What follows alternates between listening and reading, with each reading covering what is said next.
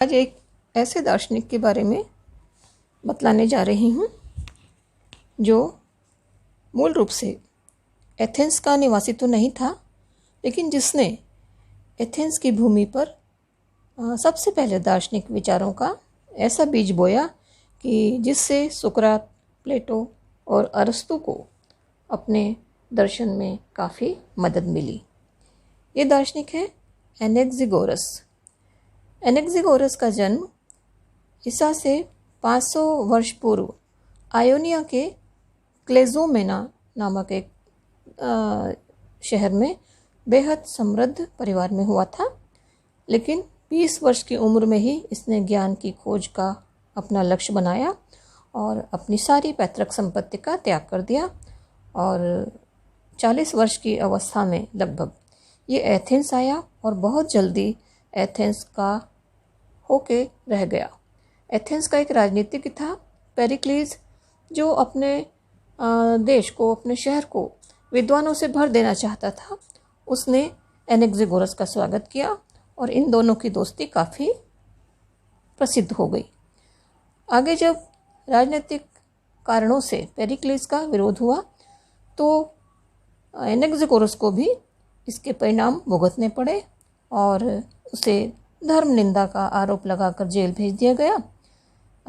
धर्म निंदा का आरोप यह था कि वो सूर्य को देवता नहीं मानता था, बल्कि उसे अग्निमय एक पत्थर मानता था और चंद्रमा को देवी न मान करके पृथ्वी की तरह एक ग्रह मानता था। इस कारण उस पर धर्म निंदा का आरोप लगा और राजनीतिक उथल पुथल का इसमें काफ़ी योगदान था। हालांकि पेरिक्लीज ने किसी प्रकार से उसको बचा लिया और इसे मृत्युदंड दिया गया था, लेकिन ये मृत्युदंड मिलने से पेरिक्लीज की मदद से वो जेल से छुड़ा लिया गया और फिर अपने देश चला गया, जहाँ जाकर के इसने एक संघ की स्थापना की। तब इसकी उम्र 70 वर्ष की थी और ये अपने देश में इतना लोकप्रिय हो गया था कि लोग उससे सलाहें लेने आते थे और उसके सम्मान में सत्य की देवी का एक निर्माण करवाया था और विद्यालयों में उसकी पुण्यतिथि पर अवकाश भी घोषित किया गया। तो आज इसी एनेक्सिगोरस के बारे में हम देखेंगे। सबसे पहले हम देखेंगे मूल तत्व के बारे में एनेक्सिगोरस क्या कहता है। एनेक्सिगोरस मानता है कि जो सत्य है, ये मूल तत्व जो है ये अनेक है, उत्पत्ति और विनाश से परे है। साथ ही साथ जो परिवर्तन हमको दिखते हैं वे मूल तत्व के ही संयोग और वियोग के परिणाम हैं। अब ये जो मूल तत्व है इसके बारे में ये मानता है कि मूल तत्व असंख्य हैं, एक नहीं, दो नहीं। जैसे मैंने अभी बताया कि अनेक है, असंख्य हैं और वह इन्हें सीड्स कहता है या तो बीज।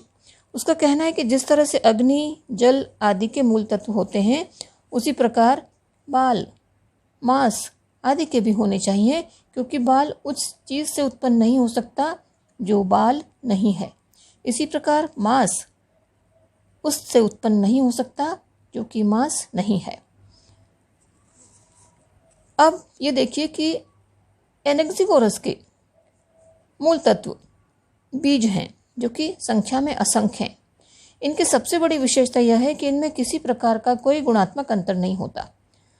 हम ये नहीं कह सकते कि किसी में केवल अग्नि के ही गुण होते हैं तो किसी में केवल जल के ही। वो कहता है कि सभी समान गुण रखते हैं। उसके अनुसार हर बीज में दूसरे सभी प्रकार के बीजों के गुण होते हैं। इसी आधार पर उसने विरोधी गुणों को एक साथ अस्तित्व रखने वाला माना है। बल्कि उसने यहाँ तक कहा है कि इन गुणों को एक दूसरे से पृथक किया ही नहीं जा सकता। वो कहता है कि संसार में जितनी भी वस्तुएं हैं वे एक दूसरे से पूरी तरह से पृथक नहीं है और न किसी ने कुल्हाड़ी से इनका कोई विभाजन किया है। यानी ना तो ताप शीतल से पृथक है और ना ही शीतल ताप से पृथक है। जितनी भी गर्म वस्तु क्यों ना हो, कितनी भी गर्म वस्तु क्यों ना हो, उसमें कुछ न कुछ शीतलता जरूर होती है और इसी तरह शीतल से शीतल वस्तु में कुछ न कुछ ताप जरूर होता है, उसका ये मानना है। इसलिए वो कहता है कि बर्फ़ के बारे में वो कहता है कि केवल सफ़ेद ही नहीं है, ये बर्फ काली भी होती है। तो इस प्रकार उसका मत था कि मूल तत्व पृथक पृथक गुण रखते हैं। अब प्रश्न उठता है कि यदि एक बीज अन्य सभी बीजों के गुण रखता है तो हम आग को आग क्यों कहते हैं और वायु को वायु क्यों कहते हैं? हम अग्नि को अग्नि इसलिए कहते हैं क्योंकि उसके भीतर अग्नि के गुणों का सबसे ज़्यादा समावेश रहता है। उसके भीतर वस्तुतः ताप की मात्रा अधिक से अधिक होती है, इसलिए उसको अग्नि, और वायु को वायु इसलिए कहते हैं कि उसमें वायु के गुण अधिक होते हैं। तो अब उसने बीजों की दो और मुख्य विशेषताएं मानी है। सबसे पहले तो यह कि बीज दिखाई नहीं देते, ये दृष्टिगोचर नहीं है, वे इतने सूक्ष्म हैं कि हमारी आंखें इन्हें देखने में समर्थ नहीं है।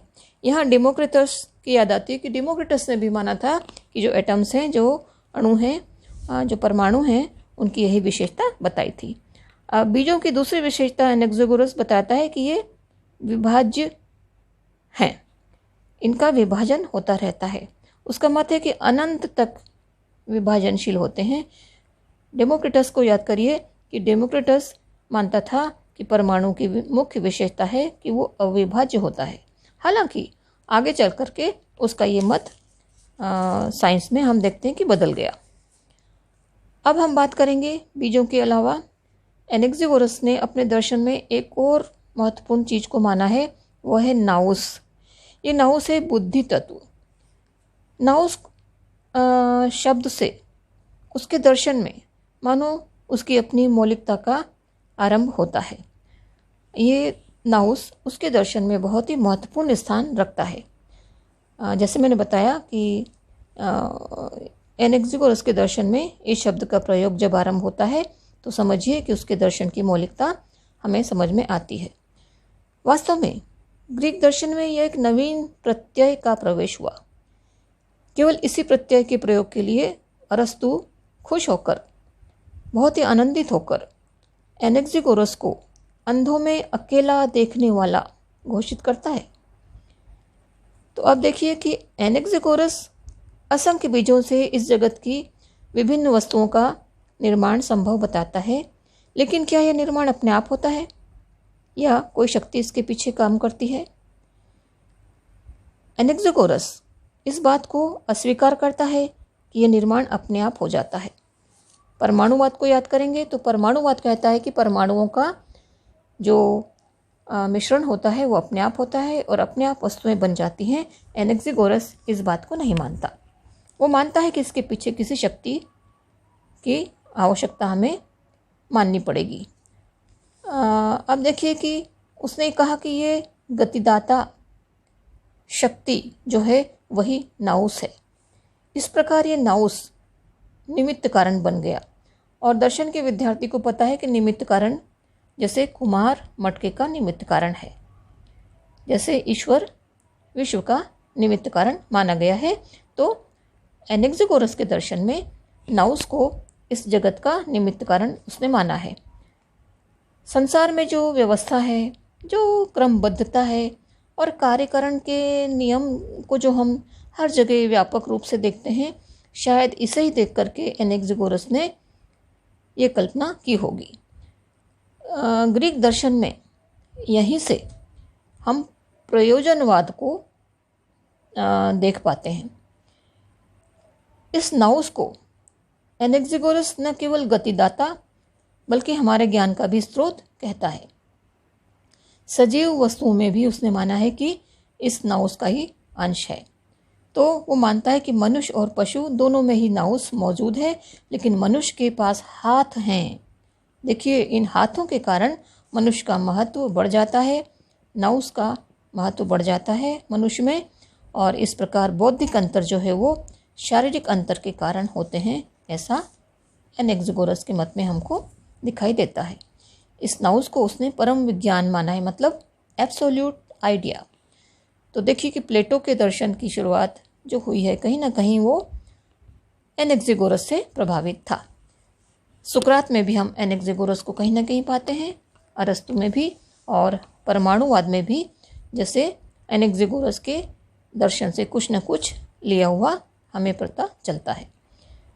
अब ये जो गतिदाता नाउस है, इसकी कई विशेषता हैं। एक तो यह कि यह स्वयं गतिहीन है, इसमें अपने आप में गति नहीं है।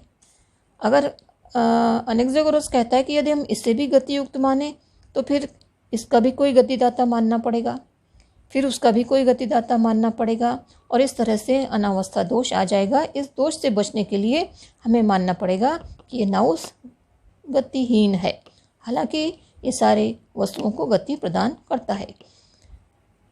अरस्तु ने भी इसी प्रकार परम तत्व को गतिहीन गतिदाता कहा है। तो ये एनेक्सागोरस का प्रभाव आप अरस्तु पर देख सकते हैं।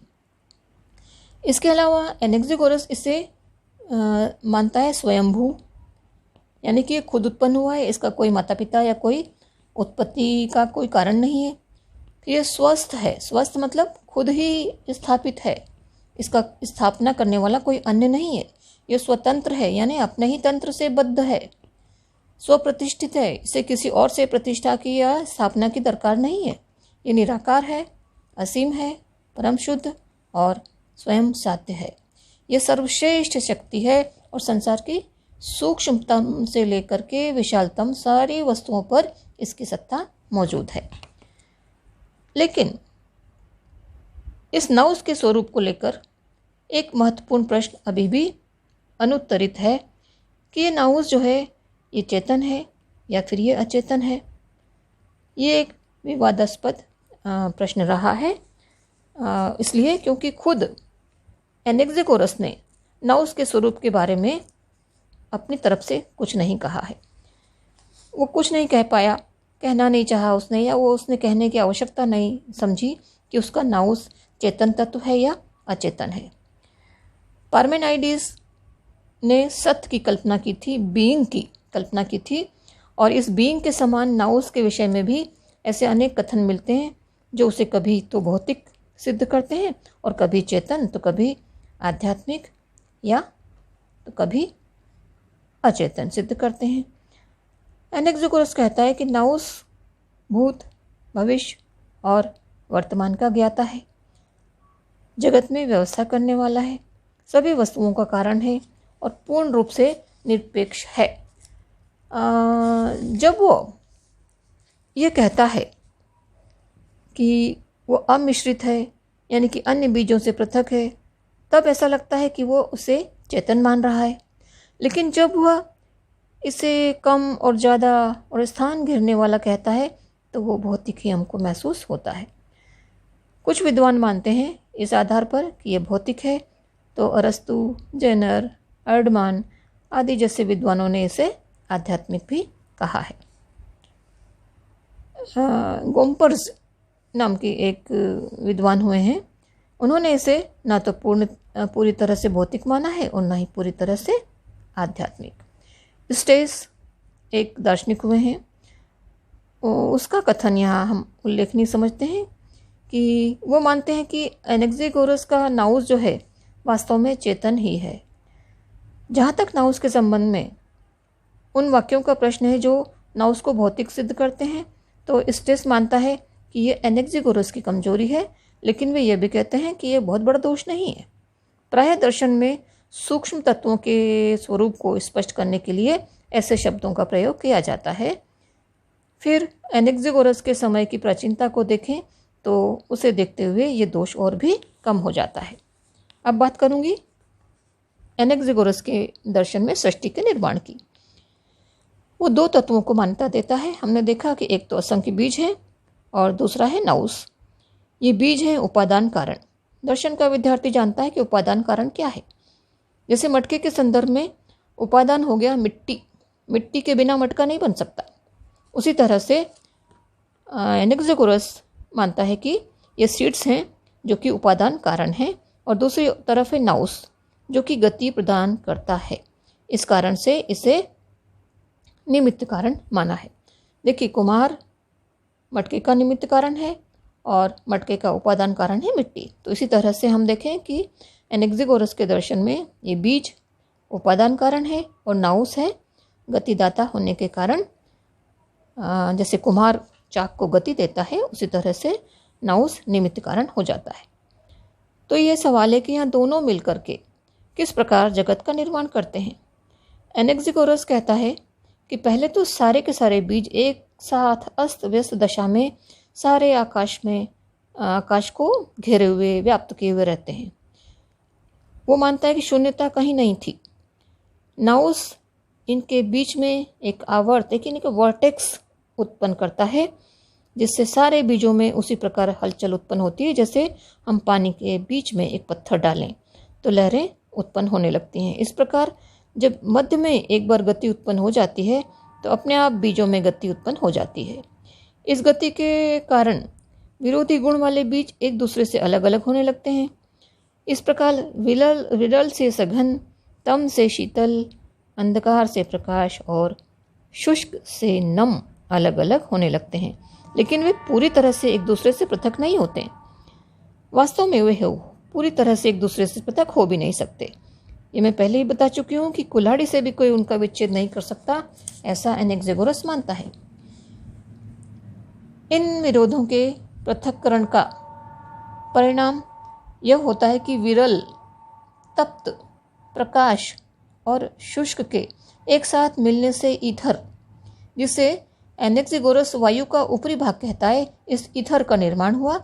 और दूसरी तरफ सघन, शीतल, अंधकार और नम के मिलने से निचले भाग का निर्माण हुआ। पृथ्वी को इस प्रकार निर्मित होता एनेक्सिगोरस बताता है। और ये जानने की बात है कि एनेक्सिगोरस पृथ्वी को चपटी और वायु पर तैरती हुई कहता है। अब पृथ्वी का जब निर्माण हो गया तो एनेक्सिगोरस सौर मंडल के निर्माण की भी चर्चा करता है। यहाँ उसकी वैज्ञानिक बुद्धि की प्रशंसा करनी होगी। वो कहता है कि सूर्य और चंद्रमा देवता न होकर के पत्थर मात्र हैं। सूर्य को जैसे मैंने बताया कि उसने लाल पत्थर माना है, और चंद्रमा जो है वो अपना प्रकाश सूर्य से ही प्राप्त करता है। जब वो ये कहता है तो लगता है मानो वो अपने समय से कई सदियों पहले ही पैदा हो गया था। अपने इन्हीं विचारों के कारण उसे एथेंस वासियों के क्रोध का भागी बनना पड़ा, और मैं बता चुकी हूँ कि किस प्रकार से उसको दंडित किया गया। हालांकि उसे बचा लिया गया, लेकिन एथेंस वासी उस पर काफ़ी नाराज हो गए थे कि वो देवी देवताओं का अपमान कर रहा है। उस पर देव निंदा का आरोप लगा दिया गया था, धर्म निंदा का आरोप लगाया गया था। सूर्य, चंद्र और अन्य नक्षत्रों के विषय में भी उसने कहा कि ये पृथ्वी में गति होने के कारण पृथ्वी से टूटकर अलग होने वाले पत्थरों से बने हैं। एनेक्सिगोरस की एक महत्वपूर्ण खोज ग्रहण के बारे में जानकारी थी, जो आज भी सत्य मानी जाती है। सूर्य ग्रहण के बारे में उसने बताया था कि यह पृथ्वी के सूर्य और चंद्रमा के बीच में आ जाने से होता है। तो ये बहुत बड़ी बात उसने कही थी, जो आज तक सत्य मानी जा रही है। हालांकि कुछ विद्वान मानते हैं कि ये कथन उसका नहीं हो सकता, क्योंकि चंद्र ग्रहण का सही विवरण देने के लिए उसे पृथ्वी को मंडलाकार नहीं मानना था। उसने माना है कि पृथ्वी एक मंडल की तरह से है और ये चपटी है, ये बॉल की तरह से नहीं है। तो चपटी चीज़ कैसे सूर्य और चंद्रमा के बीच आ सकती है, इसके बारे में ज़्यादा खुलासा नहीं हो पाता। बहरहाल हम कह सकते हैं कि उसने जो भी विवरण दिया ये बहुत कुछ वैज्ञानिक विवरण के नज़दीक था, और उसने हमारे इस जगत के अलावा अन्य जगत भी माने हैं। वो मानता था कि एक हमारी पृथ्वी नहीं है कि जहाँ पर आबादी है, इसके अलावा और भी ग्रह हो सकते हैं कि जहाँ पर आबादी है, मनुष्य होंगे। और उसका मानना था कि इन सब के अपने अपने सूर्य और चंद्रमा भी होंगे। तो ऐसे इस दार्शनिक को उस समय पूरी तरह से समझा नहीं जा सका और उसे धर्म निंदा का दोषी पाया गया। हालांकि दार्शनिक भाग्यशाली था जो दंडित होने से बच गया और उसने अपने देश जाकर के खुद के लिए बेहद सम्मान अर्जित किया। तो आज इतना ही।